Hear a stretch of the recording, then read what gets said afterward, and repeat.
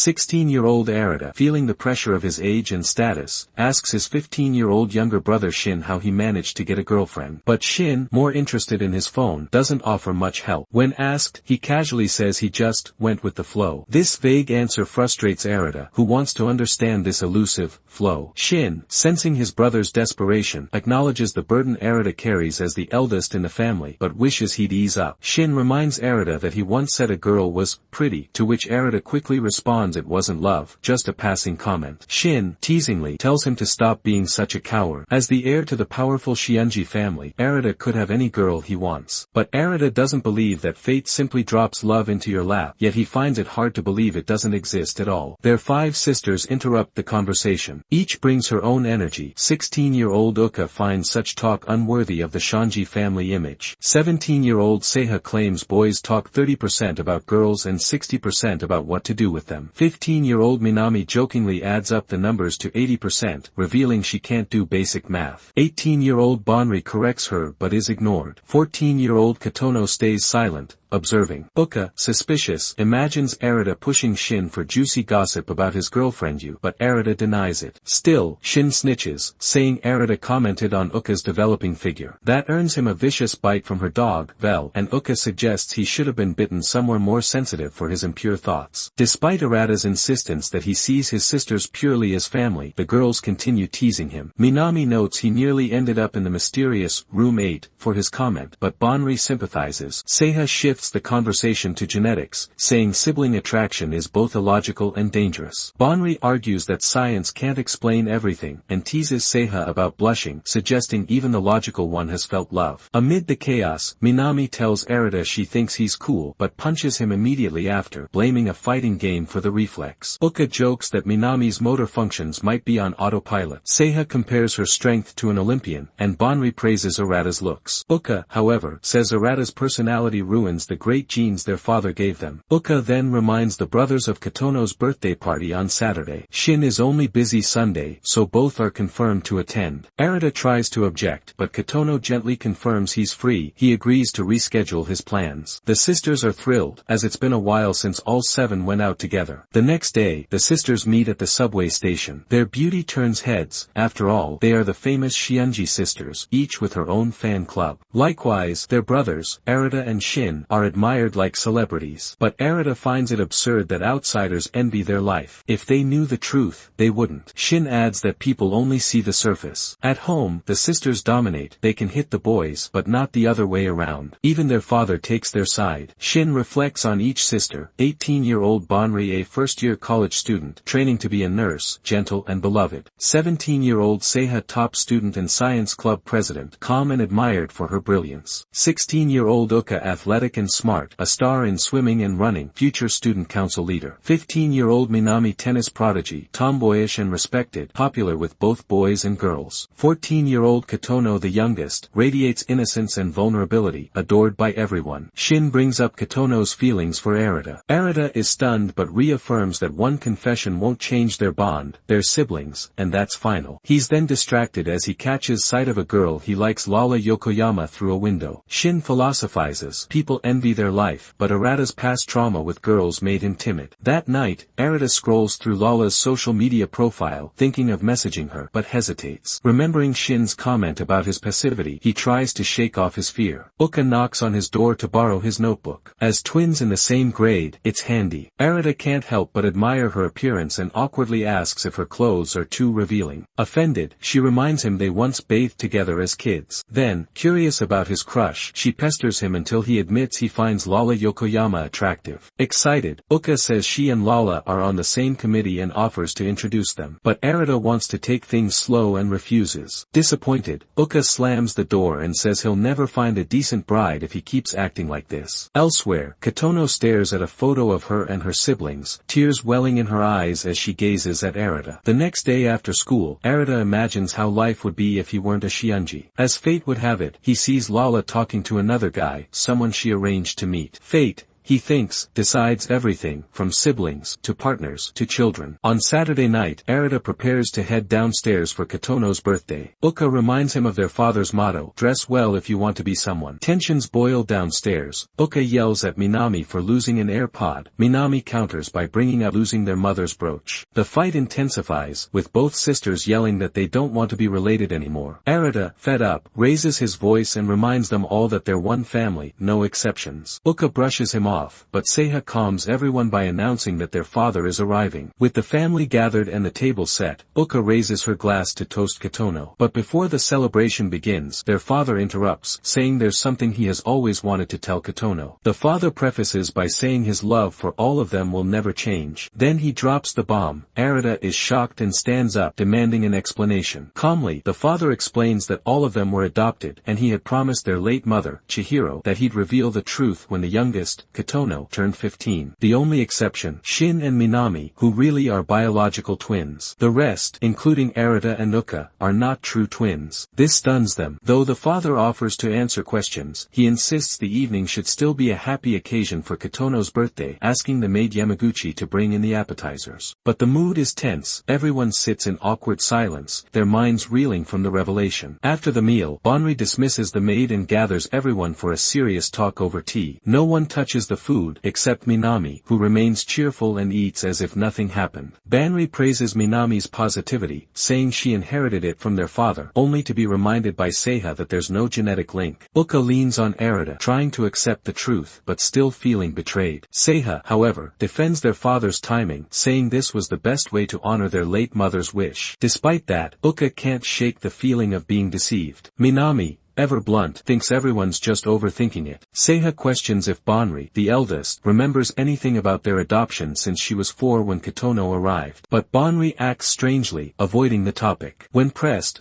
Banri insists everything's fine and reaffirms, even if we're not blood-related, you're all my siblings. Everyone finally cracks a smile, except Kotono, who quietly hides her sadness. Later that night, Arata lies in bed, overwhelmed. He recalls Banri's comforting words and realizes that what matters most is the time they've spent together. Still, images of Lala Yokoyama with another guy pop into his head. Trying to clear his mind, he heads to the shower. There, in a comedic twist, he finds Kotono already in the bathtub, and he sees more than he should. Embarrassed, Arata quickly wraps up and rushes to leave, but Kotono innocently asks him to scrub her back, like when they were younger. Though flustered, Arata does as asked, doing his best not to look at her inappropriately. He finishes early, encouraging her to learn to do it herself next time and quickly leaves the room. Meanwhile, Shin talks with Uka, who is concerned for Kotono. She believes they all need to support her, especially as the youngest. Shin shares that he's still processing everything, feeling like their lives jumped from 0 to 100. Uka reflects on how she and Arata, believing they were twins, shared a unique bond. But Shin reassures her that nothing has really changed. Arata is still the same dependable older brother. At this point, Shin also notes that only he and Minami are truly blood-related, and that going forward, people will see them differently once this truth becomes public. In fact, there's now the awkward reality that romantic relationships between them are no longer taboo. Arata is caught off guard when Kotono suddenly hugs him from behind, leaving him frozen in disbelief. Meanwhile, in the dining room, Uka struggles to comprehend the idea of a romantic relationship between Arata and his sisters. The mere thought of it feels absurd to her, but she can't shake the nagging feeling that something is off. She recalls the way Arata's gaze seemed to linger on his sisters, especially the strange incident when she saw him pin Kotono to the floor. At the time, she didn't understand what was happening, but now, the situation seems more complicated. Confused and concerned, Uka presses Shion for answers. Shion hesitates, unsure if sharing the full story is the right thing to do. But seeing Uka's serious expression, he finally explains that Kotono had confessed her feelings to Arata. The moment Uka witnessed, where Arata pinned Kotono to the floor, was the result of Kotono lunging forward to hug him. Arata, caught off guard, tried to stop her, and in the chaos, they ended up tumbling to the floor. Uka, still struggling to believe it, knows Kotono well enough to trust it. Kotono has always been impulsive and emotionally intense, so her behavior makes sense. Still, the situation is troubling, especially now that Kotono knows they are not blood-related. There's a real possibility that she might try to pursue a romantic relationship with Arata. In the bathroom, Kotono, determined to confess again, clings to Arata tightly. She explains that her repeated rejections confuse her because,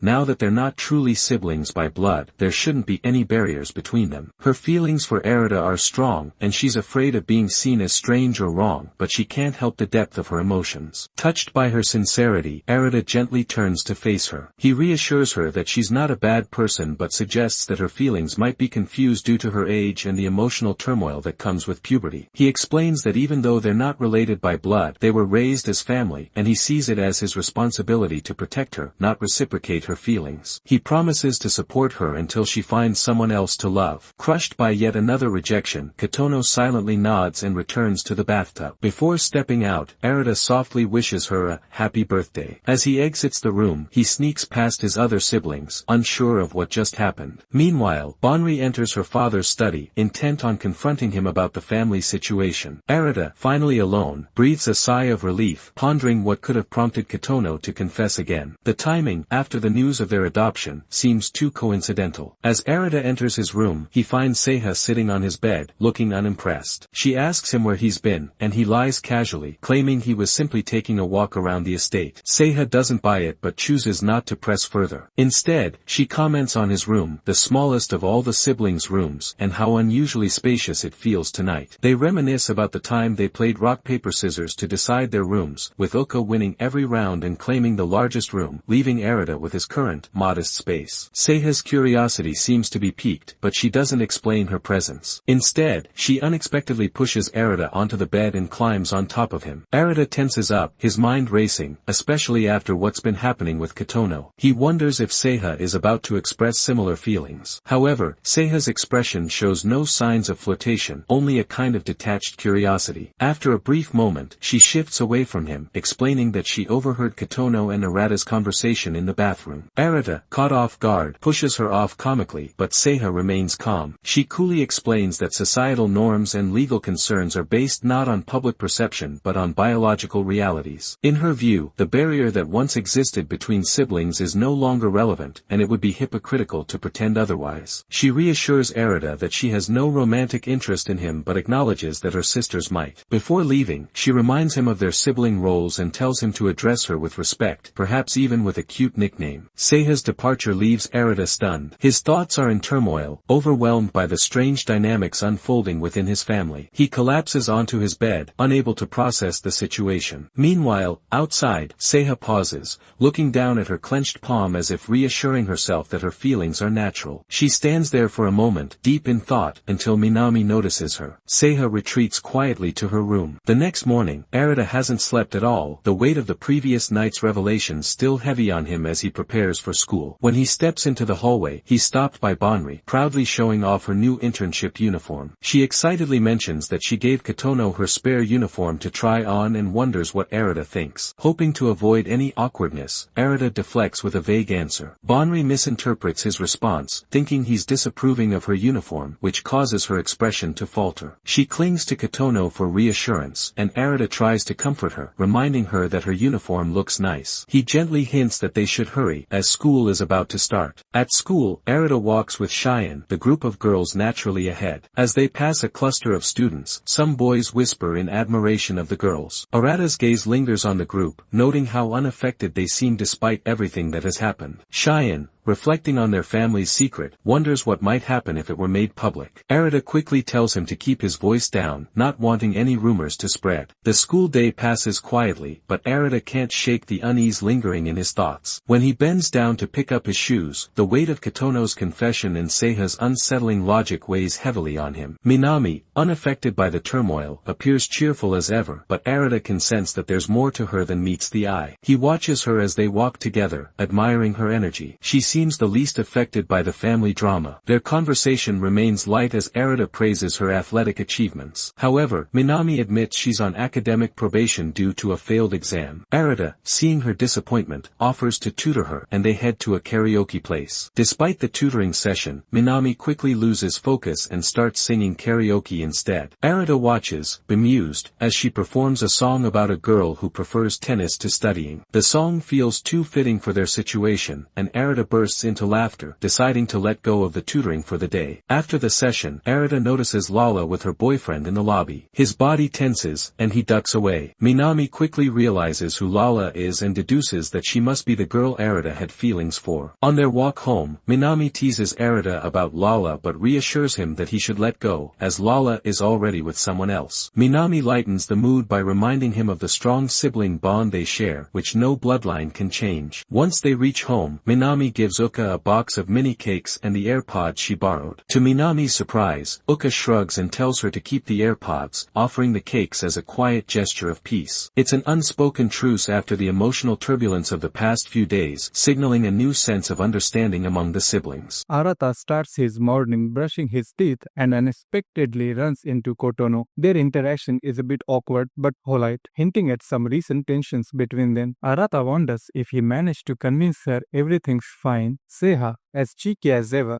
sneaks upon Arata, prompting a brief Homeric exchange. Seha reminds Arata to call her Seha-chan, leading to a playful yet insightful conversation about Arata's complicated dynamic with Kotono. Minami then suddenly appears with a dramatic Shoryuken and reminisces about last night's gaming session where she thoroughly beat Arata. Their bickering catches Seha's attention, who questions the use of senpai between siblings, leading to more teasing from Minami. At school, Arata overhears Uka discussing love and teasing him about never confessing to Lala, who already has a boyfriend. Her friends gossip about Arata's looks and whether he's single, while Uka calls him a pervy, muscle-brained gorilla despite accidentally praising his neatness and protective nature. Arata reflects on her popularity and dreads the upcoming group outing to With Me Seapar, hoping nothing goes wrong. At the park, the group is excited, especially about the mascot. While everyone's distracted, Bandri drags Arata off to get food. When they return, the others are gone. With no one answering their phones, Bandri suggests treating it like a date, much to Arata's shock. Bandri keeps teasing him, acting overly affectionate and flirtatious. She even jokes about letting him touch her chest back home, frustrating Arata. Despite her antics, he remembers how reliable she is and how she's always had his back as the eldest sibling. Meanwhile, the rest of the group is having fun, unaware of Bandri and Arata's ditto. They prioritize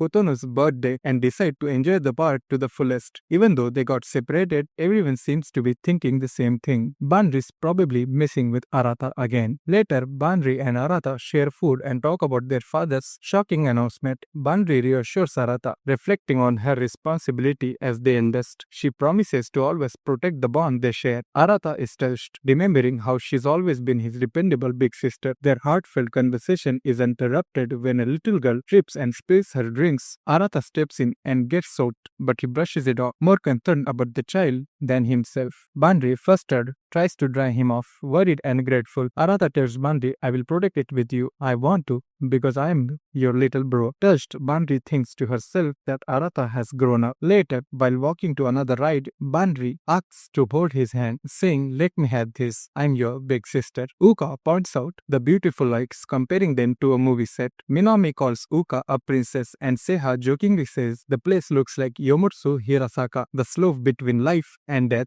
Arata excuses himself to use the bathroom, and Shion and Kotono join him. With the three gone, Seha brings up a concern. She saw Kotono cling to Arata in the bath. Arata confirmed it, and Seha claims she tested Arata's reaction scientifically by mounting him and checking his heartbeat. The others are stunned, but she insists it was for testing purposes only. They conclude Kotono's actions were impulsive and not romantic. Bandri and the others agree not to tell Kotono they know, to avoid panicking her. They realize Kotono has acted this way before, example in the game room incident, and that learning they aren't blood related has likely confused her further. brother. Bunry shares that after talking to their dad, she learned she was an orphan with unknown parents. She's still processing the news, just like everyone else. They agree to monitor the situation and trust Arata won't give in to anything inappropriate. Kotono seems happy and composed during her birthday celebration. Arata reflects on their dad's revelation they aren't real siblings and feels grateful that their bond hasn't changed. He promises internally to keep things the same. Later, at the mud shop, Arata is spooked, thinking he saw Lala, his crush. Uka finds him and brings up their past closeness, saying they were twins until 3 days ago and have things to discuss. Arata insists they are still twins. Uka tells him to face reality, recalling their twins' telepathy and past closeness. Suddenly, Uka says, "I love you," leaving Arata completely shocked. He silently processes how first Kotono, then Seiha, then Banri, and now Uka all have expressed romantic feelings towards him. Despite Uka confessing her love to Arata, he misunderstood her feelings, thinking she meant it in a familial or brotherly way, though that wasn't the case. Uka regretted confessing under such circumstances. Meanwhile, during Arata's daily training, Minami appeared and praised his dedication. Their conversation revealed why Minami had been acting strangely during the park trip. She had overheard Uka's confession and was struggling to confront Arata about it. She eventually asked if something was going on between him and Uka, but Arata, misinterpreting her concern, brushed it off, thinking she referred to their usual arguments. Frustrated, Minami left without saying what was really on her mind. Later, in a classic rom-com moment, Arata accidentally ran into Seiha on the way to the bath. Then Banri visited Arata's room, not for romance, but to invite him on a date to help him get a new phone. During their outing, Banri playfully teased him with flirty comments. Arata quickly chose a phone based on practicality, prompting Banri to compare phone preferences to choosing a partner, suggesting Arata values personality over looks. Saleswoman, assuming they were a couple, offered them a special promotion, giving Banri another chance to tease him. While enjoying ice cream together, Banri brought up their past sibling fights and asked how Arata was dealing with the recent revelations. Arata admitted he was getting used to things, and Banri reassured him of her support. She even posted a picture of him in their sister's group chat, which made Kotono a bit jealous. Suddenly, Banri received a message that changed her mood and cut their date short. On her way out, she spoke to Minami over the phone, saying it didn't seem like anything happened between Arata and Uka. Still, Minami couldn't stop thinking about the confession. She tried to message Banri saying Uka would never confess like that, but accidentally sent it to the sisters group. Although she deleted it quickly, Kotono had already read the message. Then during dinner, where Arata notices that his sister Seiha seems distracted and isn't eating. Worried, he checks on her later and awkwardly offers support, reminding her that he's her brother. Seiha appreciates his concern and suddenly proposes playing a familiar anime-style game. Though Arata is confused, he suspects she bought the game online and is now trying to use it. Seiha explains that her last visit to his room made her emotionally overwhelmed, and with university exams approaching, she wants to clear her feelings, hinting at emotions that might go beyond a sibling relationship. Arata is stunned by her boldness and starts questioning if she's serious. As the game continues, Seiha gets physically close to Arata under the excuse of playing by the rules, making him increasingly uncomfortable. When the game requires touching, Arata wants to give up but Seiha insists he can't. She then starts speaking about love,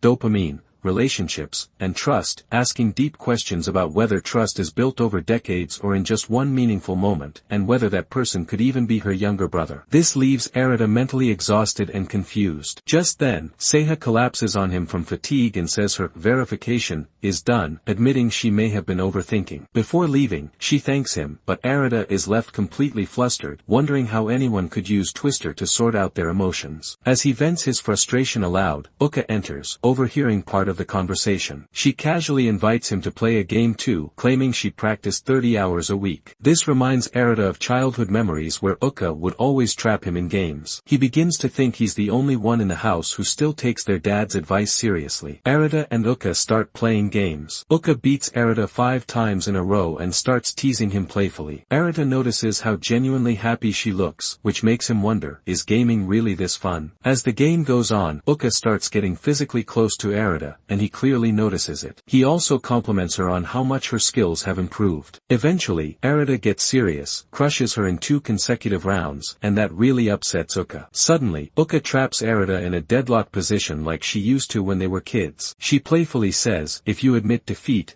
I'll let you go." Arata agrees and says, "Okay, I give up." But all the while, he's distracted by how close they physically are. Reacting impulsively, Arata flips the situation and pins Uka down, and immediately regrets it. Fearing retaliation, he braces himself. But instead of getting mad, Uka blushes and says, "It seems like you've grown up." Arata is left totally confused by her words. Uka then walks away and becomes visibly flustered. She mutters to herself, who tries to act like a big brother at such a weird time. Back in the room, Arata is still confused and frustrated, so he starts yelling to let it all out. But the biggest surprise, Kotono had been hiding in the closet the entire time and had witnessed everything, leaving her completely embarrassed. The next day at school, everything seems normal. Later that night, Arata meets his dad, who gives him a gift and casually asks if he likes someone. Arata is caught off guard. Meanwhile, the five sisters are watching a romantic drama, and a love confession scene sparks a discussion. Bonri finds the confession beautiful, but Uka criticizes it for being too cliché. She shares her dream confession, a rich, educated guy confessing to her at a rooftop restaurant under a night sky. Seiha's ideal man is someone with a clear life plan. Kotono is ignored in the conversation because she's seen as too young to talk about love. But then comes the big twist. Kotono stops everyone and says not only does she like Arata, she wants to marry him. She also reveals that she was happiest when she found out they weren't blood related. She declares the others her love rivals, shocking everyone. Meanwhile, Arata asks his dad why he's suddenly bringing up romance. His dad replies that it's part of becoming a man and then shares why he married Arata's mom, not just for her beauty but because she was strong yet gentle. He also reminds Arata of a promise made in Room 8 about showing him the entrance to another world when he grows up. Arata jokes, "If this turns into an Ice Guy anime, I'll lose my mind." In the end, Arata says that no matter what happens, he will protect all his siblings and keep their home happy. His father looks at a photo of his wife and says that his decision wasn't wrong. Finally, a mysterious scene unfolds. A little girl dressed formally is shown preparing a grave, while someone reads a heartfelt letter in the background. "Dear siblings, how are you? I hope you're doing well." As the girl quietly cleans the grave, the letter continues, "Thinking about all those memories makes me so happy that I can cry." Suddenly, her father appears, and it's Arata, now with white hair. The letter concludes, "Your smiles are my true treasure. From your sibling, with love." Now the mystery begins. Who is that little girl? And who wrote the letter? Then we see Minami is still processing Kotono's surprising confession about wanting to marry Arata. She tries to shake it off and focus on her upcoming inter-high tennis matches. On her way out, she runs into Arata returning from a jog. Their awkward exchange hints at unresolved feelings, and Arata notices she's been acting strange lately. He gently offers to listen if anything is bothering her, but Minami brushes it off. Inside the house, a comedic moment unfolds as the dog Vel is scolded by Bonri for overeating and skipping exercise. When Arata teases him further, Vel bites his butt, leading to chaos just as Cheyenne walks in. Later, Minami trains hard but keeps getting distracted by Kotono's confession. After practice, she challenges her senior now to a fun tennis match with a juice can as the prize, and wins. Now reveals this tournament is her last, as she wasn't recruited by any college teams. Now reflects sentimentally, expressing pride in Minami and admiration for her positivity and hard work. Touched, Minami silently vows to win a gold medal for now. Back at home, Arata confronts Minami, saying he knows she's hiding an injury after Yamaguchi saw her secretly tape it up. Minami admits nothing but internally reveals Kotono's confession is what's actually bothering her. Arata insists she shouldn't push herself too far. Meanwhile, Uka also recalls Kotono's confession. Bonri assumes it was inspired by a romance show, but Seiha argues Kotono was sincere. Back in the gym, Arata helps Minami stretch, triggering nostalgic and inappropriate thoughts he quickly tries to suppress. He admires her growth, beauty, and dedication but struggles to stay respectful. Minami confesses she's hiding the injury because she wants to help the team and support someone important to her, hinting at now. Arata respects her resolve but insists she take care of herself and get checked at the hospital. The scene ends with a teasing moment where Minami playfully surprises him during a stretch, leaving Arata flustered. After the workout, Arata runs into Kotono and feels awkward, recalling their past bathroom incident. He notices that Kotono has been acting distant and quiet since then, no odd behavior, no mealtime interactions, leading him to believe she's set boundaries. On his way to his room, Arata tells her to get to bed to avoid a summer cold. She asks if he was with Minami, then questions if Minami was acting strange. Arata wonders if Kotono has noticed Minami's injury but denies anything unusual. When he presses Kotono on her suspicions, she gets flustered and hurries back to her room. The next day is the inter-high second round, where Minami competes, motivated by her senpai, now. She wins the match, in front of the bus, now thanks her, but Minami insists it was a team effort. While walking towards the bus's door, Minami feels a sting in her ankle, which now notices. Later,